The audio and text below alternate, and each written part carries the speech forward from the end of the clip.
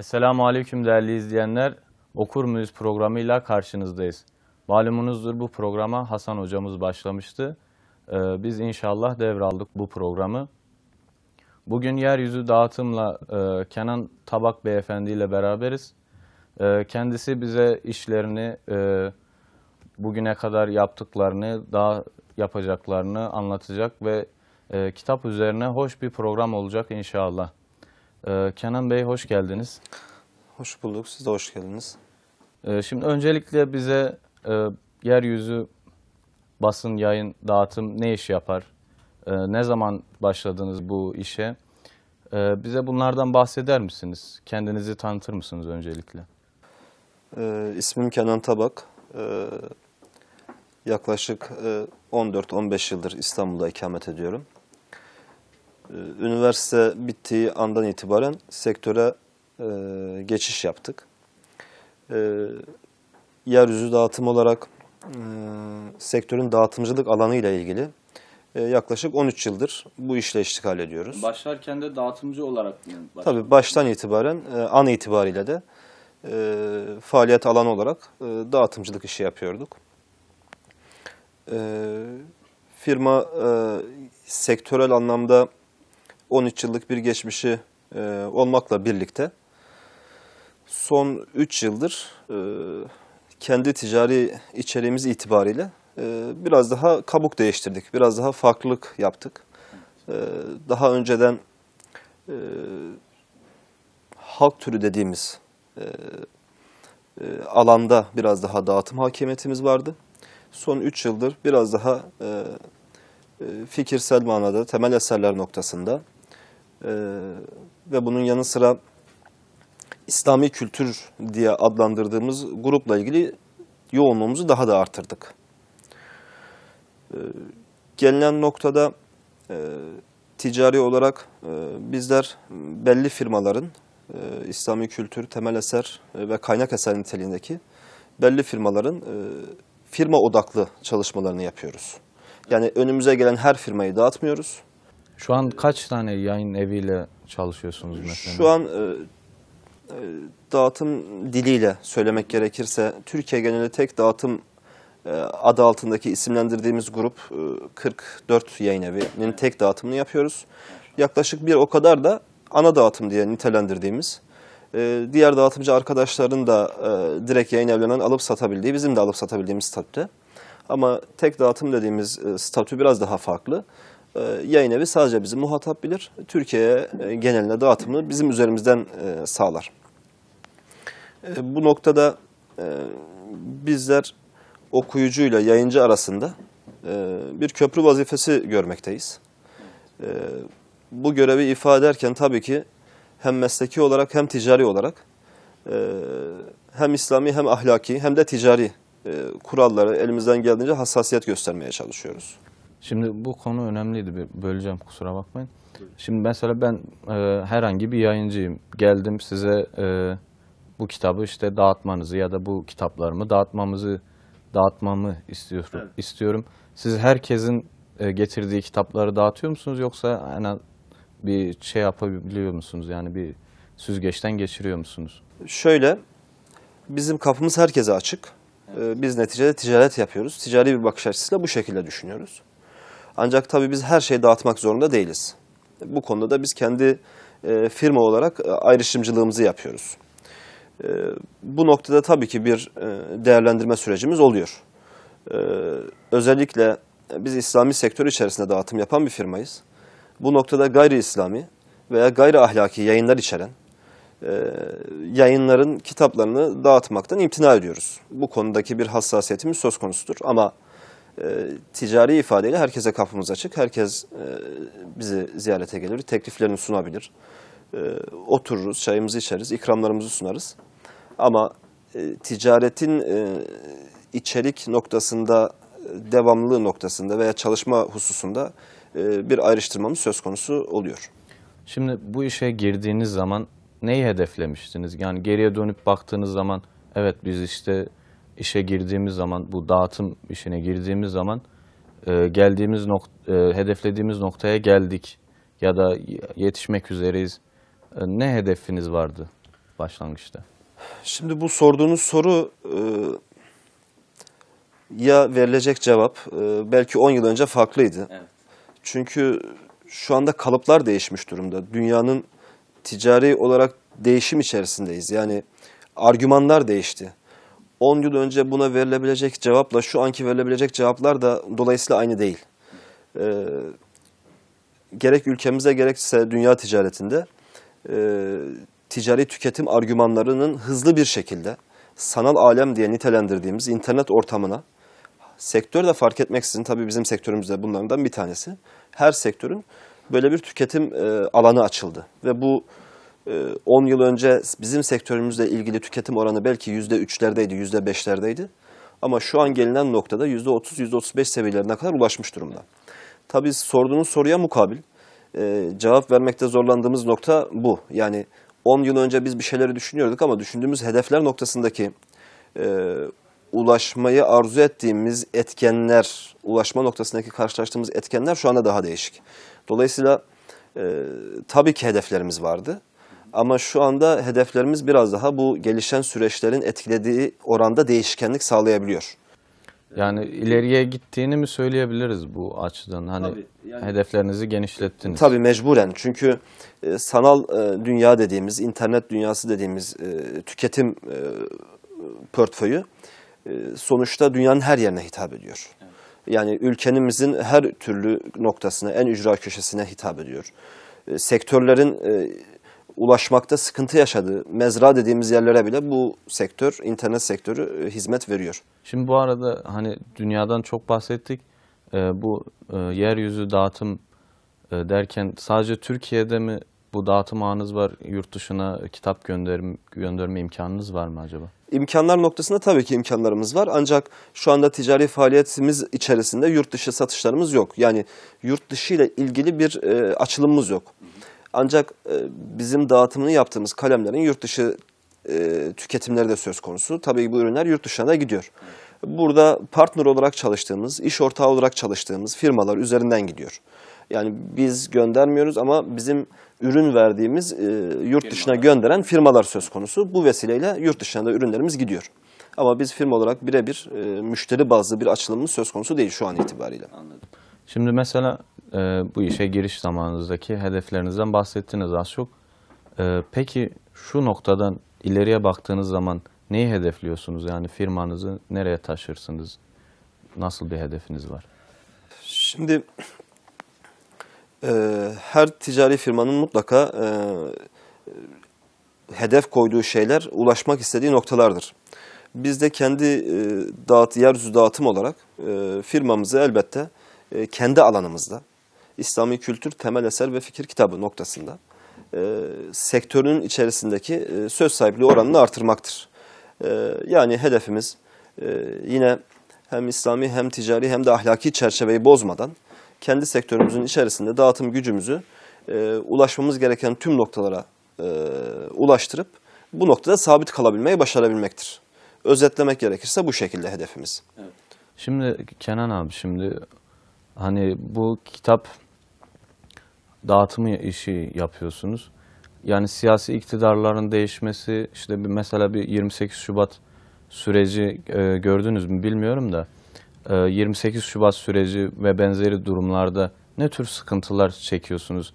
Hem ticari olarak sıkıntılarınız hem mesela yayıncı, dağıtımcı olarak sıkıntılarınız nelerdir? Şimdi 28 Şubat yakın geçmiş tarihteki en yakın geçmiş tarihte yaşadığımız bir sıkıntıydı. Bu sıkıntıyı biz ticareten birebir muhatap olarak yaşamadık. Tabii yaşayan büyüklerimiz var. Bu büyüklerimizden dinlediğimiz bazı meseleler ve hadiseler var tabii ki. Biz bu sürecin içerisinde yaşamadık ama sürecin devamı niteliğinde yani 2002'de biz başladık. Hemen hemen 28 Şubat'ın yaklaşık 5 yıl sonrası gibi bir süreçte başladık. Kalıntıları devam ediyordu tabii ki. Kalıntıların devam ettiği bir süreçteydi. Hatta konu biraz farklı bir noktaya taşındığı zaman konuşulabilecek. Bana göre hala 28 Şubat'ın devam ettiği noktalar var. Ancak tabii bir kırılma söz konusu mu? Evet, bir kırılma söz konusu yani devamlılığı noktasında. Bu süreçlerde 2002-2006 sürecinde ilk 4 yılımızda, 5 yılımızda Tabii biz de gayri ihtiyari etkilendik. Yani şu anda tüketim oranları noktasında satışlarımız o dönemki gibi değildi. Yani o dönem daha düşüktü, daha zayıftı. Yani bugün hasbelkader medrese kültürünün, İmam Hatip sayılarının çoğalması, ilahiyat fakültelerinin çoğalması, ülkemizde faaliyet gösteren İslami STK, İslami cemaat, vakıf, dernek tarzı yapılanmaların o döneme göre daha fazla olmasından kaynaklanan bir tüketim artışı var şu anda. Önceden 2002 ile 2006 arasındaki 4 yılımızda bu biraz sıkıntılıydı, daha düşüktü. Bunun yanı sıra ayrıca karşılaştığımız sıkıntılar ne oluyordu? Yani hasbelkader dağıtımını yaptığımız bir yayın evinden dolayı bize gerek resmi elden gerek gayri resmi elden bize baskılar söz konusu olabiliyordu. Yani şu anda elhamdülillah... Yani öyle bir olay yaşadınız mı? Tabii. Hani anlatmak, paylaşmak ister misiniz? Tabii, yani biz yayın evi ismi vermeyeyim, bir firmanın dağıtımını yapıyorduk o dönemde. İş yerimiz burada değildi. Başka bir ilçedeydik, başka bir yerdeydik. Yani normal bir gündü ticaretimizi yaptığımız herhangi bir günde bir baktık tanımadığımız bir kişi geldi. İşte kitaplara bakacağını söyledi. İş yerimize biz de dedik tabii yani bakın. Bu süreçte dolaştı depoyu, gezdi vesaire. Çıkışta özellikle o yayın evini gösterdi bize. Dedi yani bunu neden satıyorsunuz? Biz dedik yani burada bir sürü yayın evi var. Bu sizin özellikle sorduğunuz yayın evi bu bir sürü yayın evinden bir tanesi. Siz niye bunu özellikle soruyorsunuz? Cevabımızın karşılığında bize gelen şey şuydu, karşı tarafın söylediği cevap. İşte cevap vermedi aslında. Dedi yani bunu satmayın. Bunun burada satılması size sıkıntı olabilir. Biz kendisinin kim olduğunu sorduğumuzda kendisinin terörle mücadele eden bir polis olduğunu, hatta bize komşu olduğunu, aynı mahallede oturduğumuzu filan söyledi. Tabii bu belki anlatabileceğimiz en hafifinden bir örnek. Bunları daha ağır şekilde yaşayan büyüklerimiz mutlaka dinlediğimiz kadarıyla vardı. Süreçler yaşandı. Bu dağıtımcı olarak sadece bizim yaşadığımız bir süreç değildi. Kitabevlerinde de biz 30 yıllık, 20 yıllık kitabevlerimiz var, müşterilerimiz var. Gidiyoruz, onlardan da bazı meseleler dinliyoruz. Yani bazı insanların ticaretlerini bitirmek zorunda bırakılmış. Bazıları çok zor günler yaşamış, elindeki varlığını harcamak zorunda kalmış. Şu anda hala devam edebiliyorsa o dönem birçok fedakarlık yapmış vesaire. Tabii bunlar istenilebilecek ve arzu edilebilecek şeyler değil. Yani Allah-u Teala inşallah bizden bu tür meseleleri bu süreçte ve bundan sonraki süreçte bizden uzak tutsun. Tabii her süreç kendi içerisinde belli getirileri ve götürüleri olan süreç. O dönem öyleydi. Bu sürecin de şu anda içinde bulunduğumuz süreci de hem sektörel olarak hem de akil insan dediğimiz büyüklerimizin tahlil edip bize yaptıkları tahlilleri aktarmaları hususunda bize bir yol göstermesi noktasında biz takipçisiyiz. Şu anda bu tür meselelerimiz yok. En büyük problemimiz, şu anki problemimiz, satışlarımızda da çok ciddi bir sıkıntımız yok. Tabii ki arzu ettiğimiz gibi değil ama genel manada o dönemlere bakılırsa özellikle bir sıkıntımız yok. Ancak şu anda asıl problem insanlarımız okuyor ya da gençlerimiz okuyor. Okuyor mu peki siz yani? Hani bu, şimdi okuyan kısmı için söylüyoruz. Şimdi bir soru soracağım mesela Buyurun. bu şeyle hakkında. Mesela hani geçmişte siz de üniversite okumuşsunuz. Evet. 12-13 senedir de dağıtım işi yapıyorsunuz. Geçmişten günümüze okuma oranları ve okuyucunun profili değişti mi acaba? Benim verdiğim parite az önce ifade ettiğim gibi 28 Şubat sonrasından 2006'ya kadar devam eden süreçle 2006 sonrasındaki yaşanan bazı hem siyasi hem sosyolojik kırılmalardan kaynaklanan bir süreci yaşıyoruz. O süreçle bu süreç arasındaki farkı söylüyorum. O sürece göre doğrudur. Yani 2006 öncesine göre 28 Şubat'la tabii ki farkı var. Bunu sektör olarak mukayese ve oturup görüştüğümüz sektör içindeki diğer firmalarla da görüştüğümüzde ortak bir kanaattir bu. Ama tabii 28 Şubat öncesindeki kitap okuma oranları daha yakın yani biraz daha geçmişe gidersek işte Cumhuriyet döneminden sonraki süreçleri falan alırsak bu biraz daha geniş kapsamlı bir durum olur. Ben bu iki dönem arasındaki farkı söylüyorum. Tabii ki bir farklılık var. Yalnız şöyle bir sorunumuz var. Gençlerimiz, vakıflarımız, derneklerimiz, camialarımız kitap okuyor, okumaya teşvik ediyor. Ancak maalesef hassasiyetler olması gereken gibi değil. Yani ciddi manada bir ahlaki çöküntü var. Özellikle genç nesil üzerinde, üniversitelerimizde hala ilahiyatlarımız başta olmak üzere, imam hatiplerimiz başta olmak üzere ya da şöyle bir durum. Gençlerimiz okuyor, okuduğu kitap, davet kitabı, siyer kitabı, sahabeyle ilgili kitaplar. Bunlar okunuyor ama buradan alınması gereken etkilenme sürecinde bir sıkıntı var. Hayata geçirme Evet, sürecinde... pratiğe dökülmesi evet. noktasında bir sıkıntı var. Bunun sebebinin araştırılması gerekiyor. Bununla ilgili bilinçli bir yol izlenmesi gerekiyor ve ciddi bir tahlil yapılması gerektiği kanaatindeyim. Yoksa bu okumanın da nereye kadar faydalı olacağı o da ayrı bir tartışma konusu olacak. Bizim gözlemlediğimiz en büyük sıkıntı bu. Kitap evlerine gidiyoruz. Kitap evlerindeki müşterilerimiz diyelim, abilerimiz diyelim, şeyden şikayetçiler. Yani kitap vermişiz falan kursa, falan İmam Hatip'e, falan bilmem nereye. Kitabın şeyi gelmiyor, not yazdırmışlar. Bu bile çok basit bir örneğini veriyorum. O taahhüt ettikleri para gelmiyor. Şimdi aldığı kitaplara bakıyorsunuz, alan yere bakıyorsunuz, neticede gelinen noktaya bakıyorsunuz. Buranın mutlaka irdelenmesi lazım. Yani gençlerimiz, insanlarımız, camialarımız bu kitapları okuyup da böyle bir pratiğe döküm şekli olması çok büyük bir çelişki. Bizim gözlemlediğimiz, şahsen acizane kendimin gözlemlediği bu konuyla ilgili bir sıkıntı var. Bunun mutlaka irdelenmesi gerektiğine inanıyorum. Buradan da bizi dinleyen bu konuyla ilgili bir derdi olabilecek kişilere de duyurmak isterim yani. Şimdi kitap satış oranları geçmişten günümüze artması sevindirici. Fakat bugüne baktığımız zaman o okunan kitapların değerleri hiç tartışılmaz. Çok güzel eserlerdir. Fakat hayata geçiriş noktasında bir sıkıntı olduğunu söylüyorsunuz. Yani insanlar okuduklarını hayatlarına geçirme noktasında sıkıntı yaşıyor. Ya bu sıkıntının, hani siz kitaplarla haşir neşirsiniz, aynı zamanda toplumu gözlemleyebiliyorsunuz. Bu sıkıntının temeli sizce ne olabilir? Hani tamam, uzmanlar bu konuyu araştıracaklar hiç şüphesiz. Bir yol çizecekler. Belki eğitim müfredatı değişir, belki yani cemaatlerin, vakıfların kendilerine göre bir çeki düzen verirler. Fakat sizce bu konuda ne yapılması gerekiyor?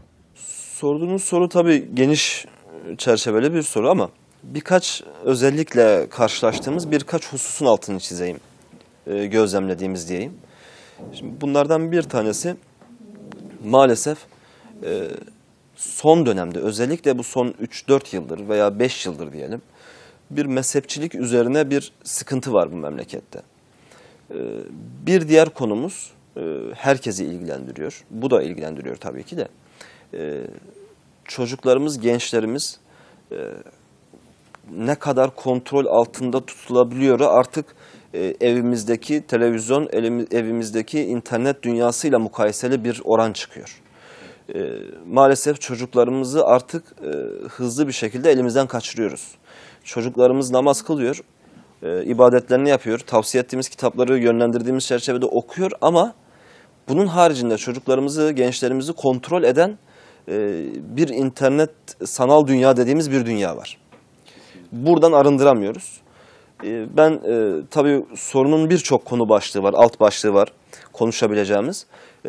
Bu işin ehli olan insanların da çok daha farklı bakış açıları getirebileceği bir konu. Ama ben bu iki konuya özellikle bir sanal dünya dediğimiz dünya, bir de memleketimizdeki mezhepçiliği dinciliğe dönüştürmekle ilgili bir şeye maalesef buna kanaatimce cemaatler, dernekler, vakıflar, yani bu konuya hassasiyeti olan yapılar da çanak tutuyor. Bu da üzücü bir durum. Yani şimdi baktığımız zaman sözde İslam vahdeti üzerine duran kuruluşlar, vakıflar halbuki mezhepçilik yönünden ayrımcılığa sebep oluyorlar. Kesinlikle. Yani ifade ettiğim gibi konuşmaya kalırsak çok sürer bu mesele. Ama bu iki husus bizim pratikte olması gereken şekle dönüştürmek hususunda bizim engellerimiz diye görüyorum. Bu iki hususun özellikle altını çizmek istiyorum. Bana göre sorduğunuz cevapta bahsi geçirmek gerekirse programın içerisindeki zamanımızı da göz önünde bulundurarak ifade etmek istiyorum. Bu iki hususu özellikle altını çizmek istiyorum. Kenan abi, şimdi internet ortamı çok gelişti biliyorsunuz. Her evde, artık evde de değil, telefonlarımızda internet ortamı var. Teknoloji de çok gelişti. E-kitaplar çıktı. Telefonlara kitapları indirebiliyorsunuz. Bu konuda mesela teknolojinin gelişmesi size ne fayda sağladı? Yani dağıtımcılığa ne fayda sağladı ve ne kaybettirdi size? Yani getirisi ve götürüsü var mı? Bu konuda ne söylemek istersin?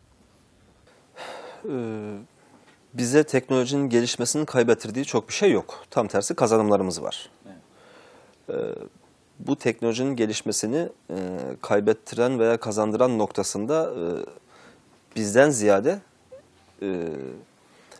okuyucumuzun değerlendirmesi gerekiyor. Yani teknoloji hakikaten okuyucuya bir şey kazandırıyor mu, kazandırmıyor mu? Buna bakmak lazım. Yoksa tüketim anlamında biz neticede onlar da kitap tüketiyor, onlar da bizden alıyor. Bu noktada bir sıkıntı yok. Ancak şunu bir değerlendirmek lazım. Yani ben 3 çocuk babasıyım. Çocuklarımın kitap ihtiyacını şahsen kendi fikrimi söylüyorum. İnternetten almak istemem. Evet. Belki burada internetçi müşterilerimiz dinlediği takdirde belki bizi yadırgayacak veyahut da sitem edecekler ama çünkü ben neden istemem? Ben çocuklarımla birlikte, eşimle birlikte bir kitap evine gitmek isterim. Çocuklarımın kitap evini görerek, o havayı teneffüs ederek büyümelerini isterim. Haftada bir de olsa, ayda bir de olsa mutlaka nasıl ki markete gidiyoruz, nasıl ki çocuklarımızı eğlendirmek için parka vesaire eğlence merkezlerine götürüyoruz. Aynı şekilde bir faaliyet alanı olarak da çocuklarımızı kitap evlerine getirip götürmek noktasında bir duruş sergilemek benim tercihimdir. Yani şu an baktığımız zaman şu kültür bizim toplumumuzda hızlı bir şekilde eriyor. Evet. Hızlı bir şekilde eriyor maalesef. Dolayısıyla çocuklarımızı da biz kendi elimizle sanal dünyayı aslında bir noktada teşvik ediyoruz. Biz de buna uyum sağlıyoruz. Yani kendimize lazım olan herhangi bir şeyi de kitap harici veya kitap dahili herhangi bir şeyde kendimiz buna öncülük ediyoruz. Çocuklarımızı da bu konuda örnek teşkil etmiş oluyoruz. Bence bu konuda ailelerimizin bu konuya hassasiyet göstermeleri lazım. Özellikle kitapla ilgili. Çünkü kitap dediğimiz şey bir demirbaş veya bir beyaz eşya veya bir evdeki herhangi bir eşya değildir. Evimizdeki kitaplığımızı bile çocuklarımızın devamlı göreceği ortak nokta dediğimiz salonda olması mesela benim evimde uyguladığım bir yöntemdir. Çünkü neden? O çocuklarımız kendine geldiği andan itibaren işte 2 yaşından 3 yaşından itibaren evet benim babamın evinde kütüphane var, kitapları devamlı görerek büyümesi bizim arzu ettiğimiz bir şey. Bu noktada ailelerimize şahsen tavsiyem çocuklarını bu mirastan esirgememeler. Bu noktaya bakarsak internet tüketimleri ticari olarak bize bir şey kaybettirdiği yok. Ancak bu bahsettiğim kısım ki benim için daha önemli bir kısım. Bu noktada biz çocuklarımıza, geleceğimize kendi ellerimizle olumsuz bir teşvikte bulunuyoruz. Bu üzücü tarafı. İnternet ortamına sevk etmek biraz da... Bu üzücü bir taraf. Yani okuyucuyu bir şeye sevk etmez mi? Kısır bir döngü oluşturmaya sevk etmez mi? Yani sürekli internet... Bir süre sonra insanlar kitabı görmediği için, kitabı eline alıp böyle bir kokusunu koklamadığı için kitap okumaktan soğumaya, işte ne bileyim kitap okumayı bırakmaya sevk etmez mi sizi? Bunun böyle bir sonuç, netice doğurmayı tetikleyici bir etkisi olabilir. Bu da ihtimaller içerisinde olan bir şey. Ama ifade ettiğim gibi bu duyarlılığa tabii ki hassasiyet göstermek lazım. Buna hassasiyet göstermek noktasında memleketimizdeki her bireyin, her ailenin tabii ki şehir merkezinde oturmak gibi bir şansı olmayabilir. Köydedir, kasabadadır, bulunduğu yerde, mukim olduğu yerde bir kitabevi olmayabilir. Böyle bir imkanı olmayabilir. Bu aileler için şu an için ifade edeceğimiz çok makul bir alternatif seçeneğimiz olmadığı için internet hizmeti, sanal dünya hizmeti bu noktada tüm tüketim maddeleri bir avantajdır. Tabii. Ama imkan olduğu halde, alternatif olduğu halde bu imkanın bu noktada değerlendirilmemesi gerektiğini ben ailemin ve çocuklarımla birlikte, ailemle birlikte bir kitabevi ortamına girip çıkmanın daha sağlıklı olduğunu düşünenlerdenim. Biraz daha klasikçi diyebiliriz yani bu konuda. Güzel bir yaklaşımınız var. Şimdi kitaplarla iç içesiniz. Diğer soruma geçmeden önce, şimdi e-kitaplar çıkmış biliyorsunuz. Hani bir tablet şeklindedir. Kitaplar hazır indirilmiş şekildedir. Bu okuyucuyu etkiliyor mu acaba, yani ya da kitap satışlarınızı etkiliyor mu? Çünkü sanal bir ortamda kitap tadı vermiyor tam olarak bence yani.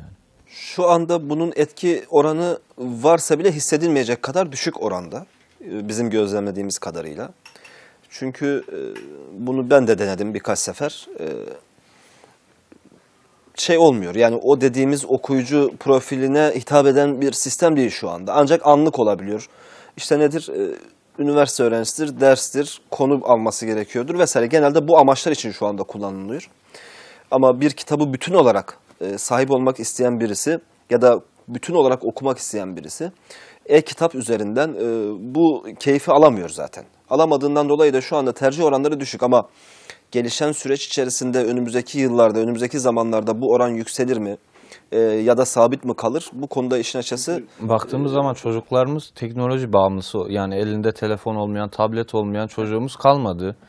Şimdi bir süre sonra bir nesil geçtiği zaman çocuk mesela kitapçıdan kitap almak yerine bir e-kitap alıp işte otobüste daha pratik olduğunu düşünerekten böyle davranabilir.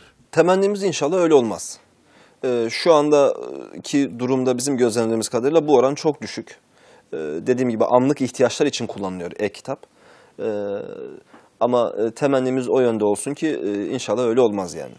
Şimdi size biraz da zor bir soru soracağım. Kitaplar içindesiniz. Hani haşir nesirsiniz çok. Elinizde günde yüzlerce, binlerce kitap geçiyor belki. Yani bu minvalde çok da yoğunsunuz. Peki şimdi iyi bir okuyucu musunuz? Yani kitaplar çok haşir nesirsiniz ama aynı zamanda o kadar da çok okuyor musunuz acaba? Şimdi bu soru evet bizim için zor bir soru. Daha doğrusu sektörün içerisindeki benim konumda olan birçok insan var. Biz öğrencilik yıllarımızda okuduğumuz kitap istikrarını, çeşitliliğini ve miktarını maalesef sektörün içerisine girdiğimiz andan itibaren bu istikrarımızı kaybetmişiz. Dolayısıyla bu noktada maalesef istemeyerek de olsa olumsuz cevap vermek durumundayız. Bu bizim acziyetimiz, bizim açığımız diyebiliriz. Bir işin okuyucu olup olmasıyla işin ticari noktasında olması arasındaki farkı yaşıyoruz. Biz öğrenciyken harçlıklarımızdan biriktirdiğimiz paralarla veyahut da başka harcamalarımızdan feragat ettiğimiz miktarlarla kitap alıyorduk, zor şartlarda, ve o kitabı okuyorduk.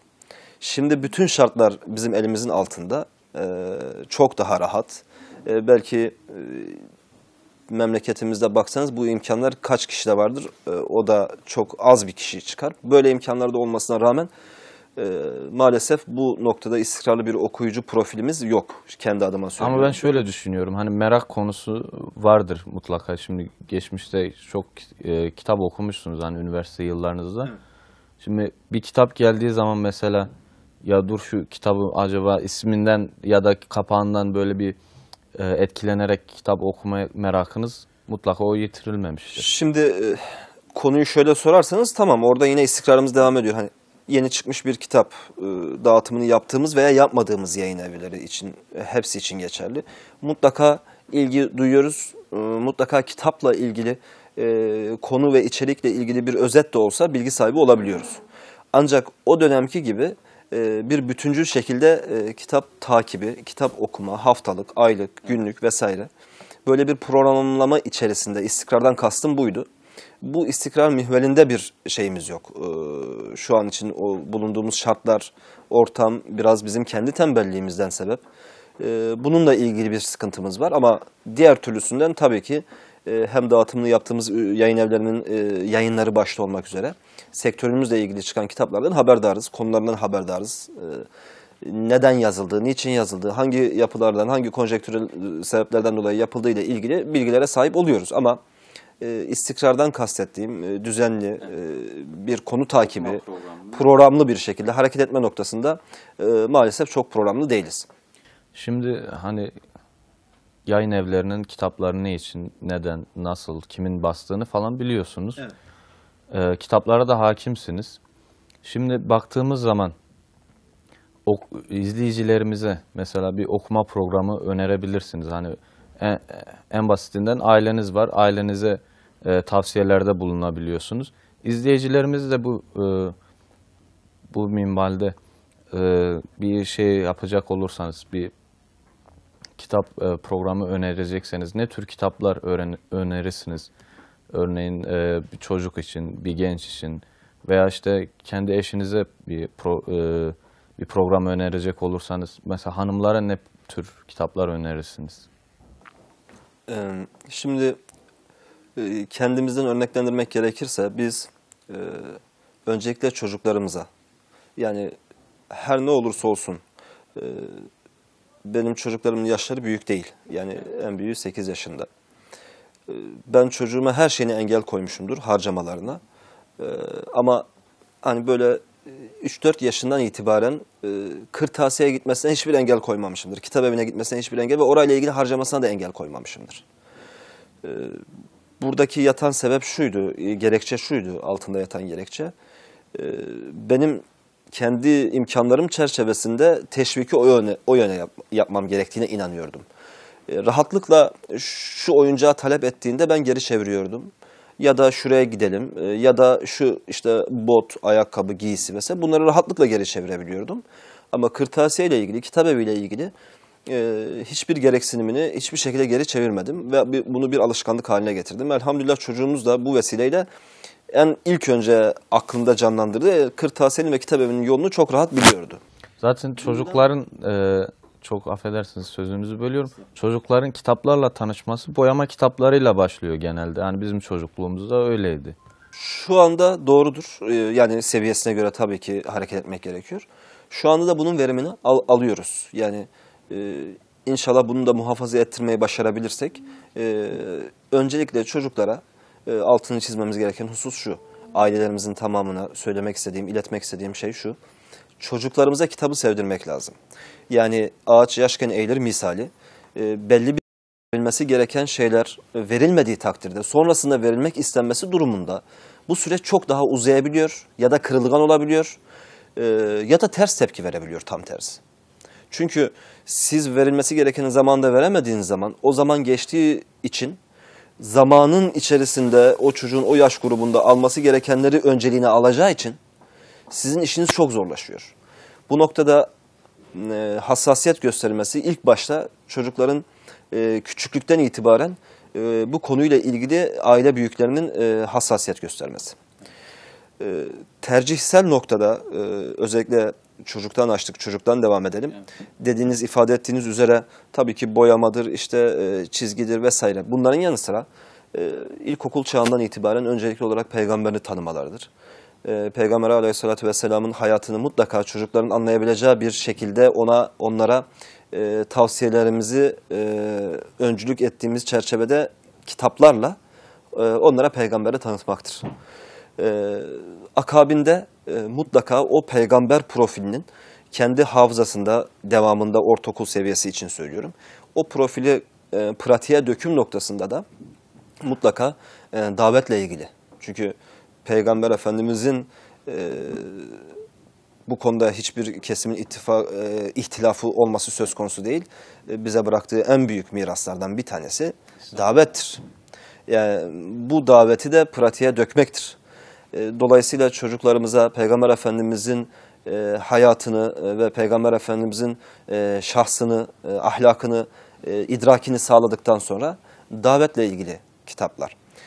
Akabindeki gelecek süreç zaten lise çağı ve üniversite çağı da inşallah bunlara alan bir gencimiz kendi biraz da karakter yapısına bağlı olarak bu alttan sağlam doneleri aldığı için kendisine zaten bıraktığınız zaman kendisine bir okuyucu profilini kendi kendine çizecektir. Tabii ki yine kontrol altında tutmakta fayda var. Bunu tabii yaşı ilerledikçe lise ve üniversite seviyesine geldiği zaman mutlaka kaynaklara yönelecektir. Tefsir, hadis, fıkıh dediğimiz kaynaklara.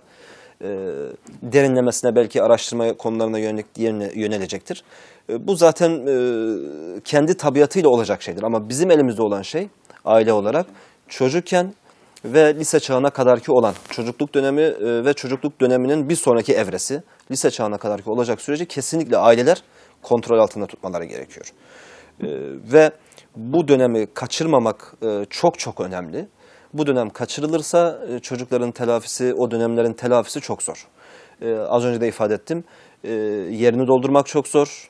Kırılganlıklar çok oluyor ergenlik döneminde başlamasıyla. Artı daha da olumsuz geri tepmeler olabiliyor. Ters tepmeler olabiliyor. Yani bunları tam da istediğinizin aksine çocuk tabii, yönelebiliyor. tabii yönelimler olabiliyor. Bunları da tecrübe eden büyüklerimizden dinledik, gördük. Eğitimci arkadaşlarımız var. Bunlardan dinliyoruz. Bunları tecrübe edilmiş meseleleri tekrar tecrübe etmemek için bunun küçüklükten itibaren hassasiyet gösterilmesi kanaatindeyim. Şimdi bir diğer konumuz da şimdi çok revaçta olan bir şeydir. Hani her belediye, her ilde, ayrı ayrı ilçelerde kitap fuarları oluyor biliyorsunuz. Şimdi bu kitap fuarlarının okuyucuya ne gibi olumlu etkileri vardır? Siz de dağıtım şirketi olarak ya da yayın şirketi olarak bu kitap fuarlarına katıldınız mı? Bu konu hakkında ne söylemek istersiniz? Kitap fuarlarına hemen hemen ticaretimize başladığımız 13 yıldır katılıyoruz. Tabii yerel çaplı olanlara çok fazla katılım sağlayamıyoruz. Genelde İstanbul ve Ankara merkezli ya da Konya merkezli gibi daha çok büyük şehir çaplı olanlarına gidebiliyoruz. Ama yerel çaplı dediğimiz küçük illerde olan veya muhtelif ilçelerde düzenlenen kitap fuarlarından da haberimiz var. Yer yer bunları ziyaret amaçlı da gittiklerimiz oluyor. Kitap fuarlarının tabii ki topluma mutlaka katkısı oluyordur. Sonuçta bir etkinliktir ve bu etkinlik olumsuz bir etkinlik değildir. Mutlaka olumlu etkileri oluyordur. Kitap fuarlarının katılımı ve yoğunluğuyla ilgili bizim kanaatimizce özellikle sanal dünyadaki hareketliğin artmasından sebep fuarlarda son zamanlarda düşüş var tüketimlerinde. Yani biz son 4-5 yıldır girdiğimiz fuarlardan memnun değiliz. Hem tüketim olarak memnun değiliz hem ticari olarak memnun değiliz. Bunun gerekçelerinin en temelinde yatan sebeplerden bir tanesini biz yine sanal dünyadaki ticaret olarak görüyoruz. Çünkü azaldığına inanmıyorum ben burada. Yani kitap okuma oranının düşmesinden kaynaklanan bir fuar olumsuzluğu olarak görmüyorum. Fuara katılım var ama alış konusunda da sıkıntı var. Aynen. Bu konuyla ilgili bir sıkıntı görüyorum. Fuarlarımızda bir diğer sıkıntımız şunu görüyoruz. Belediyelerimiz doğrudur. Bu konuda özellikle son zamanlarda, son 5-6 yıllık süreçte özellikle belediyelerimiz, yerel yönetimlerimiz bu konuya sahip çıkıyor. Kendilerine teşekkür ediyoruz. Ancak bu sahip çıkmak sadece yayıncıya veya dağıtımcıya yer göstermekle, yer tahsis etmekle olmuyor. Belediye, yerel yönetimlerimiz bunu örgütlemesi gerekiyor. Yani az önce de bazı şeylerde örnekler verdik.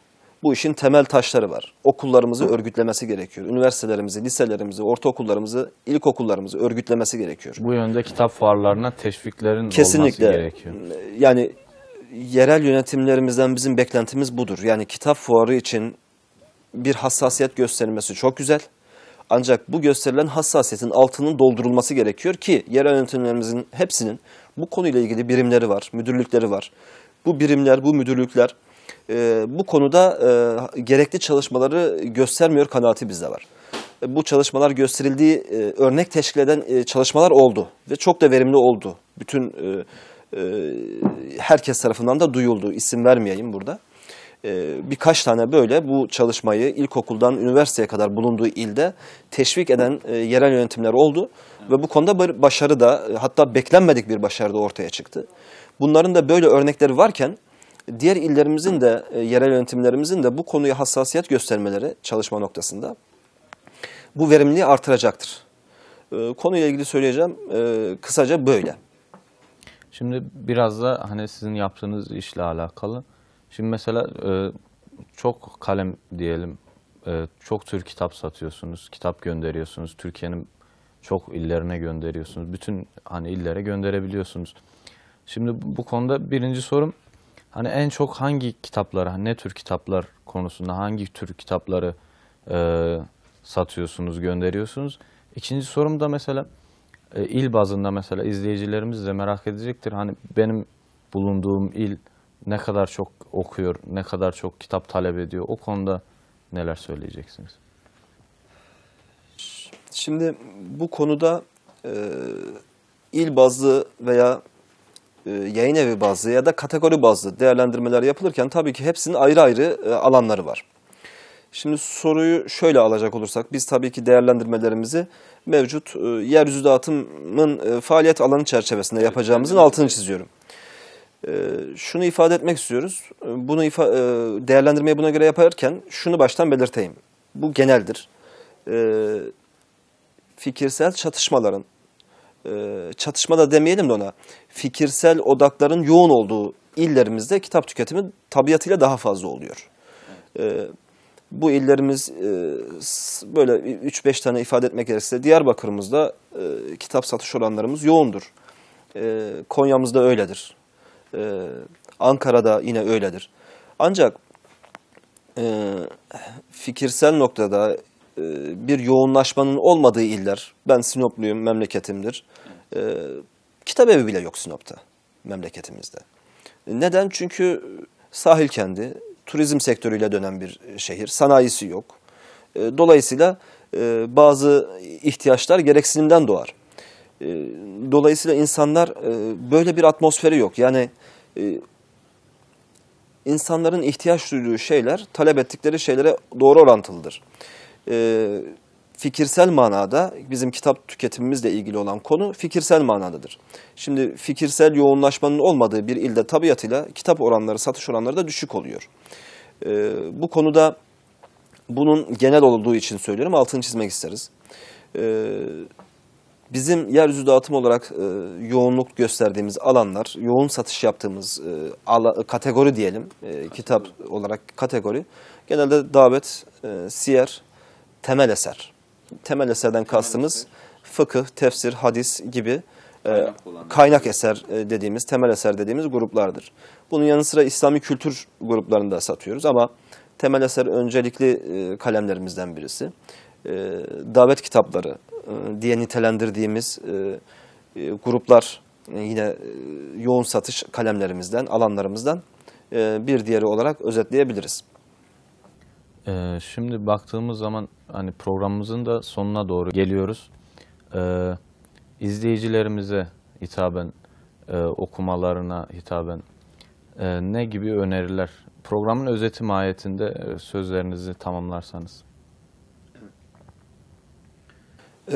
Dinleyicilerimize benim gerek sorduğunuz sorular çerçevesinde gerekse araya kendi şahsi kanaatlerimi de serpiştirdiğim çerçevede son olarak şunları ifade etmek isterim. Bulundukları illerde, bulundukları ilçelerde kitap evlerine, var olan kitap evlerine sahip çıkmalarıdır. Bu sahip çıkmak sadece bireysel manada değil, özellikle altını çizdiğimiz bazı hususlar var. Ailecek, çoluk çocuklarıyla birlikte o kitap evlerinin ziyaretlerini nasıl normal mutat olarak uyguladıkları ziyaret programları veyahut da sosyal faaliyet programları varsa bunların içerisine mutlaka kitap evlerinde eklemelerini istirham ederiz. Bunun yanı sıra kitabın, bilginin, kaynağın önemini, kendilerini sorgulamalarını ve bu sorgulamanın neticesinde ailelerinin yaşam içerisinde ailelerinin de bir parçası olması gereksinimlerini tekrar gündemlerine almasını rica ederiz. Bu sadece bizim sektörümüzün ticari bir olgusu olarak bunu söylemediğimi ifade etmek isterim özellikle. Bu bizim hem toplumsal bir meselemiz hem inançsal bir meselemiz hem de huzurumuz açısından önemli bir etken. İnsanlar, cahil insanlar her zaman için en tehlikeli gruptur. Biz tasvip ettiğimiz gruptan olur, yapıdan olur veya olmaz. Önemli olan insan cahil mi değil mi? Yani en tehlikeli düşman diyelim ya da biraz daha yumuşatalım. En tehlikeli yapı bana göre cahil olan yapıdır. Cehaleti ortadan kaldırmak için de biz sektörümüzle ilgili altını çizmek istediğim hususlara dinleyicilerimizin sahip çıkması bizim temennimizdir. Buna ihtiyaç olduğuna inanıyorum. Teşekkür ederiz. Evet değerli izleyenler, bugün yeryüzü dağıtımdaydık. Yeryüzü dağıtımında Kenan Tabak Beyefendi bizi çok güzel ağırladı. Güzel bir program geçirdik. İnşallah siz değerli izleyicilerimiz de bu programdan faydalanmıştır. Bir dahaki programa görüşmek üzere. Allah'a emanet olun.